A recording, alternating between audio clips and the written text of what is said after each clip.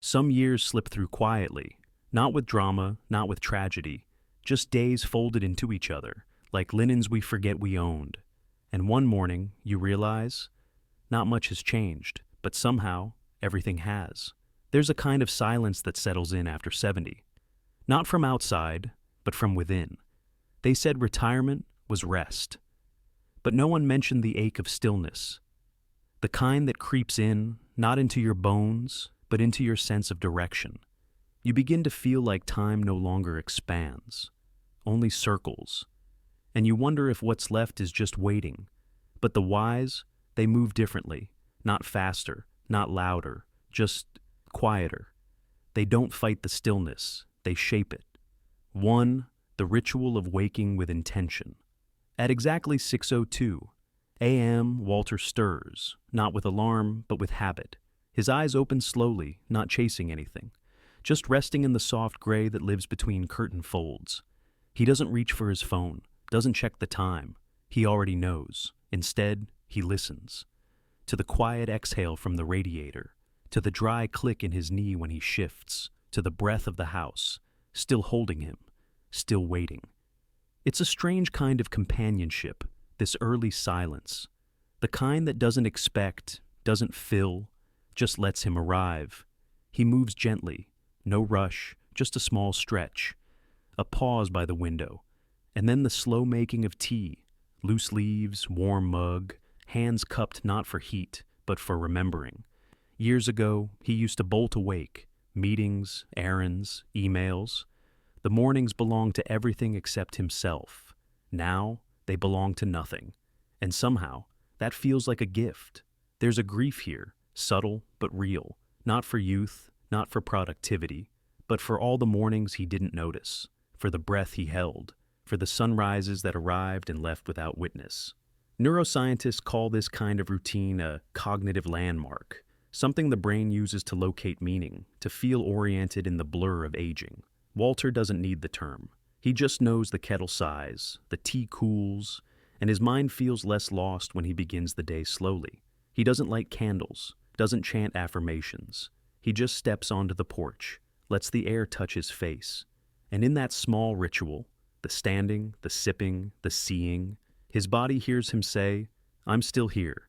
This morning still counts, and so do I." 2. The breath that remembers. Movement.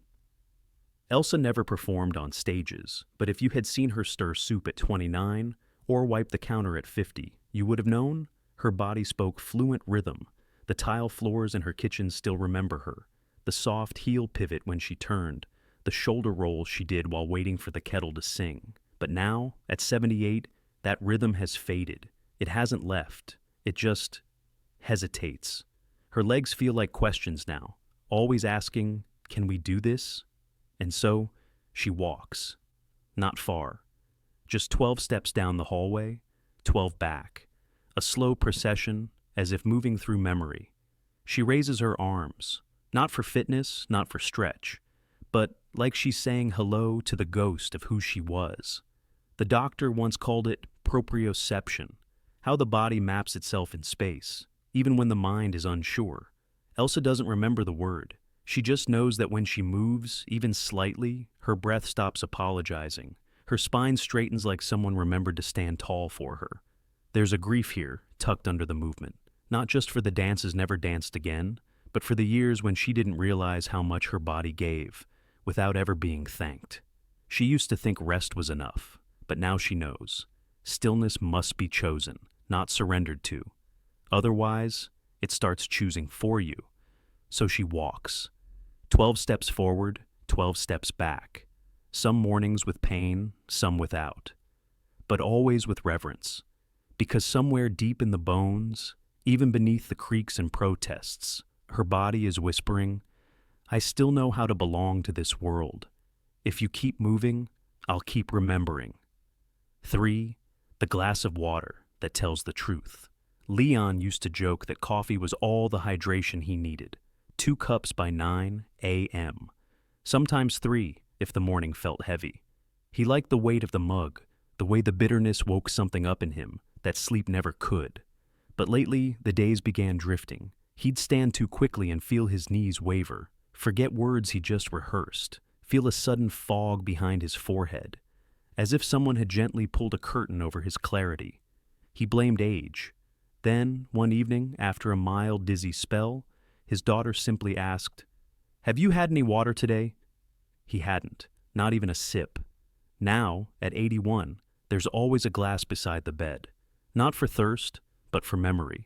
The act of drinking, he discovered, wasn't just physical, it was like tuning in, as if his body had been humming quietly for years, and now, with each swallow, the volume rose just enough to be heard. Researchers call it hypodipsia, how the aging brain delays the signal for thirst, sometimes by hours. But Leon doesn't need terms. He just knows the sadness comes less often when his lips are wet, that his balance steadies, that his eyes find focus a little faster.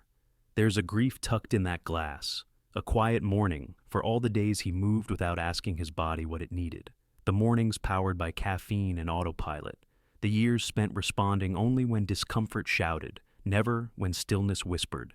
Now, the ritual is simple. He drinks before sunrise, lets the coolness run through him like a small apology, places the empty glass in the sink like a gentle thank you. And each time he does, something inside him answers, not loudly, but clearly. You remembered me. 4. The meal that isn't rushed. Rosa no longer cooks for two, but you wouldn't know that by the way she sets the table. She still smooths the placemat, still folds the napkin like a small ceremony, still places the fork exactly where he used to reach for it. Her husband has been gone for 2 winters now, but at noon, his presence feels warm, not haunting, just folded into the silence. She doesn't rush through meals like she used to, back when dinners were squeezed between errands or eaten standing at the counter. Now, she chops vegetables as if they're old friends, tomatoes halved with reverence, basil torn gently by hand, not blade. She stirs with a wooden spoon worn soft at the edges, the one they bought on a trip to Dalat when her knees were still strong. There's no television, no distractions, just the quiet bubbling of soup and the occasional whisper of the wind through the window. She eats slowly, not because of age, but because slowness, she's learned, is where flavor hides. Science says mindful eating supports digestion. Something about enzyme release, vagal tone, cortisol reduction. Rosa wouldn't know. She just knows her stomach no longer tightens like a clenched fist. That fullness doesn't feel like heaviness anymore. There's grief in the meal, but not the sharp kind, just a soft ache, for the times she fed her body but starved her spirit, for the meals that were hurried, muted, forgotten while they happened. Now, each bite is presence, each flavor, a kind of reunion with herself, with memory, with the gentle act of being alive and deserving of nourishment. And when she finishes, she places the spoon down quietly, not like punctuation, but like prayer. 5. The voice you give yourself. Frank doesn't write for anyone else now.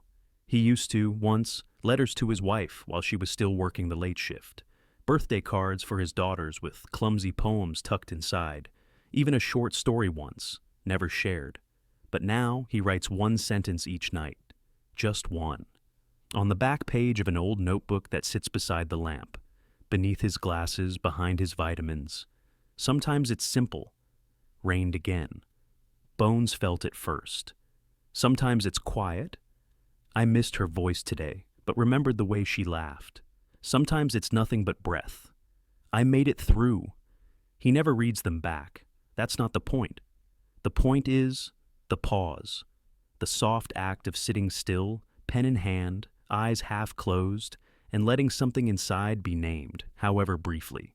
Scientists have a name for it: affective labeling, the emotional processing that happens when we put feeling into words. It lowers cortisol, regulates mood. Frank doesn't need to know that. He just knows he sleeps easier on the nights he writes, that the ache in his chest softens, like a room that finally exhales after holding in grief too long. There's a mourning in this ritual, for the years he silenced himself to be strong for others, for the thoughts he swallowed because men don't say those things, for the truths he let rot behind his teeth. But here, now, with no audience, he speaks, one line at a time, not to explain, not to impress, just to remember what it feels like to be heard, even if only by the paper. And in that tiny act, the scratch of pen, the rustle of page, the click of the lamp, he gives his own voice a place to rest. Not loudly, not perfectly, but enough. There are days we do not grieve aloud, only in the way we stir sugar slower than we used to, in the pause before sitting down, as if checking whether the chair still knows our shape. It's not the loss of people, not yet. It's the quieter ache of years that passed while we stood at the doorway of our own life, waiting for something that never arrived. Permission, direction, a clear signal that now, finally, we could begin being fully ourselves. But life never grants that kind of invitation, and so we delayed joy until we deserved it, softened our wants so they wouldn't look like needs, told ourselves there would be time later, when we were more ready, more healed, more allowed. But later has a habit of becoming never, and never has a way of lingering in the muscles like old tension, never spoken but always held. Now, in these years after 70, we begin to feel it. Not a sharp sorrow, but a quiet unfolding, like a drawer long stuck finally gliding open. We grieve not just the moments we missed, but the versions of ourselves we never met, because we were too busy proving we had earned the right to rest. And yet, even in this grief, there's something sacred, because the rituals we hold now, the small glass of water, the slowed fork, the silent writing, they are not routines, they are reclamations, not of youth, but of presence, of breath that no longer holds back, of time that no longer asks permission to feel whole. Grief doesn't need fixing, it just needs space to stretch, to settle beside us like an old friend we no longer try to push away. And maybe that's enough. For a long time, we believed the unremarkable days were wasted, the Tuesdays without plans, the hours spent staring out the window, the quiet walks where we forgot why we stood up in the first place. But something unexpected happened in those soft hours. The body rested without asking permission. The mind wandered into rooms it never had time to visit. And the soul, quiet, faithful, listening, began to hum again. We didn't recognize it then. We called it doing nothing. We called it getting behind. But maybe those were the moments we were closest to truth, to stillness, to noticing the shape of our breath without trying to change it. No moment spent gently with ourselves is ever wasted.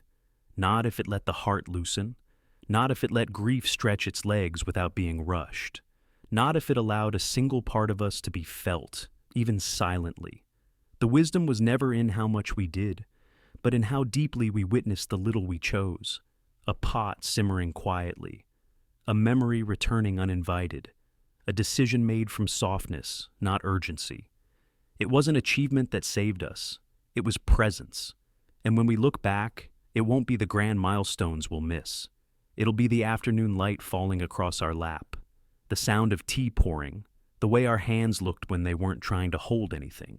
It turns out, what we thought was ordinary was teaching us how to live, slowly, kindly, in ways no one ever applauded, but the body always remembered. There is a kind of wisdom that doesn't speak loudly. It doesn't arrive with fanfare or flash. It settles in the way we place a cup back into the cupboard, in how we smooth the blanket before sleep, in the pause between each quiet breath that says, "I'm still here." This kind of wisdom doesn't measure a life by milestones, but by the softness with which we move through it, by how we treat the ordinary, not as background noise, but as sacred ground. A hand washed slowly, a window opened for no reason but air, the choice to rest, not out of fatigue, but out of reverence for the body that carried us this far. We do not need to earn our place in stillness. We are already allowed. We always were. And maybe what makes these years after 70 so different isn't just what we've lost, but what we finally feel safe enough to notice. Not all journeys are forward. Some return us gently to the version of ourselves we left waiting long ago. Not behind, not broken, just quiet and patient. So, if you find yourself listening now, not just with ears, but with memory, with longing, know this: you haven't missed the path. You haven't arrived too late. You're exactly where you needed to pause. And if a new softness is stirring, if something in you is whispering, I want to live slower, kinder, more fully, then let that whisper lead. And if it feels right, we'll be walking just beside you. No rush, no noise, just presence, always.